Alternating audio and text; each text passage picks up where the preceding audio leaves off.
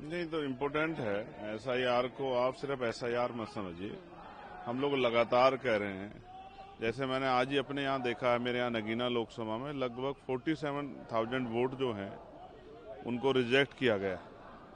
ये एक सोचा समझा जो है प्रयास लग रहा है। जहाँ भारतीय जनता पार्टी हारी है वहाँ जो है अपने वो जो विनिंग मार्जिन है उसको ख़त्म करने का मुझे एक सोचा समझा प्रयास लग रहा है। हालांकि अगर कोई सुधार के रूप में होता है, उसके पीछे कोई षड्यंत्र नहीं है, उसके पीछे मनो को इस तरह के भाव नहीं है कि भाई हमें नुकसान पहुंचाना है, तो फिर इसमें कोई दिक्कत नहीं। तो जिस तरह से प्रक्रिया को जटिल बनाया गया और जिस तरह से प्रक्रिया को तेजी से कराने का दबाव बनाया गया, मैंने कल भी कहा था, जो शिक्षा मित्र जिनकी जान गई है या जो आंगनबाड़ी आशा बहनें हैं, उनको तो कोई जो है उस तरह का हेल्थ प्रोटेक्शन भी नहीं है, उस तरह का उनको जो है कोई उस तरह का सपोर्ट भी नहीं। वो तो अगर उनकी जान चली जाएगी इस तरह की प्रक्रिया में, जिस तरह का प्रेशर में जान जा भी रही है, तो उनको तो कोई क्लेम्स भी नहीं मिलेगा, क्योंकि उनकी संविदा की नौकरी है। वो तो उनके बच्चों का क्या होगा, उनके परिवार का क्या होगा।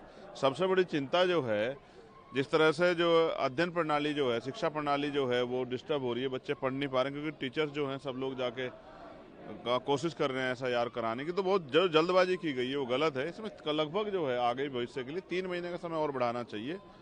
और मैं फिर कल भी कह रहा था, आज फिर इसको दोहराता हूं कि बाबा साहब अम्बेडकर ने 29 में गोलमेज कॉन्फ्रेंस में बात रखी थी कि ये जो आपने बाउंडेशन लगाई हैं, उस समय बाउंडेशन 3% लोग वोट करते थे। बाउंडेशन थी कि भाई इन पे जो है जमीन होनी चाहिए, पढ़े लिखे होने चाहिए, व्यापारी होने चाहिए, ये जमींदार होने चाहिए, इस तरह की बाउंडेशन थी। तो बाबा साहब इसके खिलाफ थे। वोट का राइट आराम से आसानी से थोड़ा मिला है उनका। तो बाबा साहब ने तो इस पर अपना जो है बकाया आधिकारिक बयान जारी किया, इस पर डिबेट की कि आप ये बताइए कि बहुत पढ़ा लिखा आदमी थोड़ा समझदार होता है, या बहुत जो अनपढ़ व्यक्ति है वो बेवकूफ़ थोड़ा ही होता है, जो अपने परिवार को चला रहा है समझदार होता है। तो इन तर्कों के आधार पर बाबा साहब अम्बेडकर ने तमाम विरोधों के बाद प्रत्येक व्यक्ति को, वयस्क जो है बालिग व्यक्ति, उसको मताधिकार का अधिकार दिलाया। इसको हम इतनी आसानी से नहीं जाने देंगे। ये बाबा साहब अम्बेडकर के बच्चों कुर्बानियों से हमें मिला है, ये उनके संघर्ष से मिला है, ये उनके पूरे जीवन का त्याग है। और संविधान रूप में का जो हमला एक तरह से ऐसा एक रूप माना जा रहा है, इसको हम लोग बर्दाश्त नहीं करेंगे। प्रोटेस्ट भी होगा, विरोध भी होगा, चर्चा होनी चाहिए, इसकी जिम्मेदारी सरकार की। जो मोबाइल मेकर्स है, साइबर फ्रॉड को रोकने के लिए सरकार ने जो फैसला लिया है, उसको कैसे देखते हैं? अच्छी बात है, सरकार फैसले लेते हैं, लेकिन डेटा सिक्योरिटी का क्या होगा? आपका डेटा सिक्योर रहेगा, इसकी क्या गारंटी? आज तो आप देख ही रहे हैं किस तरह से जो है डेटा जा रहा है, और डेटा के आपकी पर्सनल इन्फॉर्मेशन जा रही है, तो इसकी क्या गारंटी है कि आपका डेटा सिक्योर रहेगा?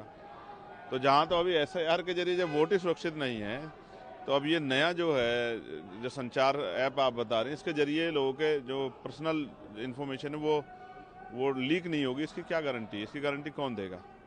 कोई भी चीज़ है उसको बिना जाने बगैर उसके बारे में कुछ कहना आसान नहीं है, लेकिन जो क्वेरी हैं उनको तो जानना ही पड़ेगा।